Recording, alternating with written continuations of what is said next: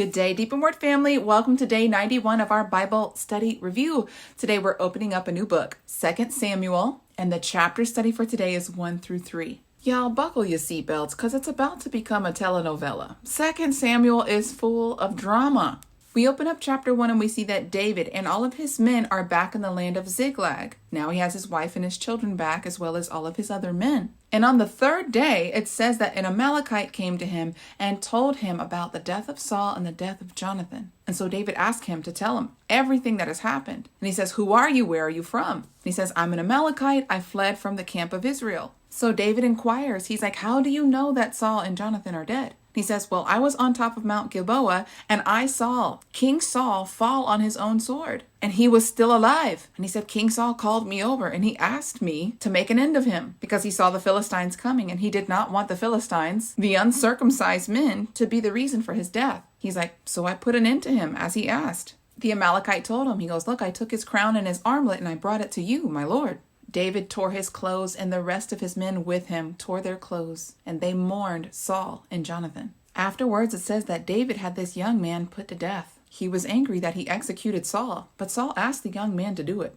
Then David recites this lament. It's called the Song of the Bow. It says that it's also recorded in the book of Jasher. Chapter 2 opens up, and immediately we see that David is always consulting with Yahuwah for the next step. So he consults with him and he says, "Shall I now go up to one of the cities of Judah?" And Yahuwah tells him yes. And then he asks again, "Well, which city shall I go up to?" And he tells him the city of Hebron. And it is there where the people, Judah, the citizens of Judah, crown David as king. And the men of Judah informed David that the men of Jabesh Gilead are the ones who buried Saul and his sons. So he wrote a letter to them, showing them favor and kindness. Then we see that the scene kind of flips over to Abner, who was the commander of Saul's army. He took one of Saul's surviving sons, Ishbosheth, and made him king over the territory of Gilead. So much of the northern tribes of Israel were still loyal to Saul and Saul's house. It then goes to tell us that David is king over Judah in the territory of Hebron for 7.5 years. And then it switches over again, the house of Saul and the house of David.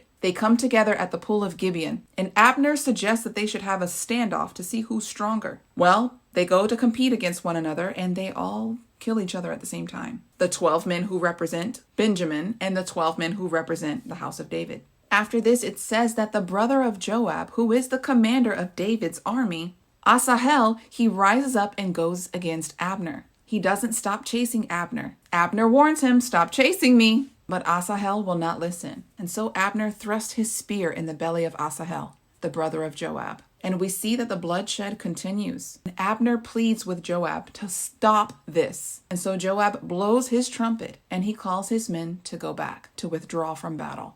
At the end of chapter 2, we see that Joab and all of his men now make their way back to Hebron, where David is. Chapter 3 opens up recording the struggle between the house of Saul and the house of David, that they continued to war against each other. But the house of Saul grew weaker as the house of David grew stronger. Then we see there are 6 sons born unto David from 6 different women.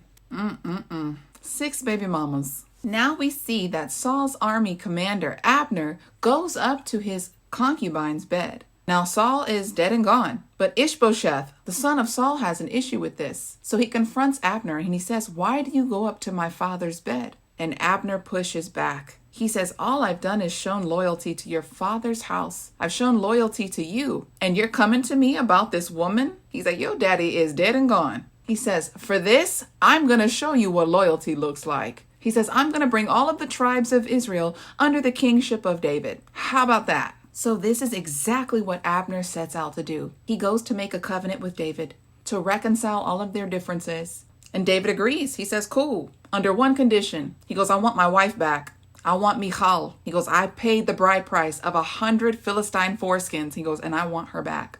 Child, I don't know what's going on with these men with their appetites, and maybe David wants a wife for each creation day, one wife for each day of the week. I don't know what's going on, but he gets exactly what he wants. He gets Michal back. The man that Michal was given to while David was fleeing for his life, he chases after Michal and he's weeping and crying. And Abner is like, man up. She's not your wife no more. Go back home. I told y'all this is drama. This is a telenovela. Let's read verses 17 through 21.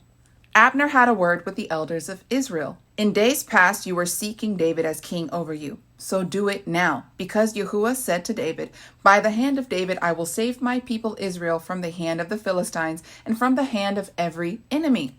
Abner also spoke privately with Benjamin. Then Abner went to tell David privately at Hebron all that was received favorably by Israel and the entire house of Benjamin. So Abner, along with 20 men, went to David at Hebron, and David held a festival for Abner and the men who were with him. Abner said to David, let me arise and go and gather all of Israel to the Lord my king, so that they may make a covenant with you, that you may rule over all that your heart desires. So David sent Abner away, and he went peaceably.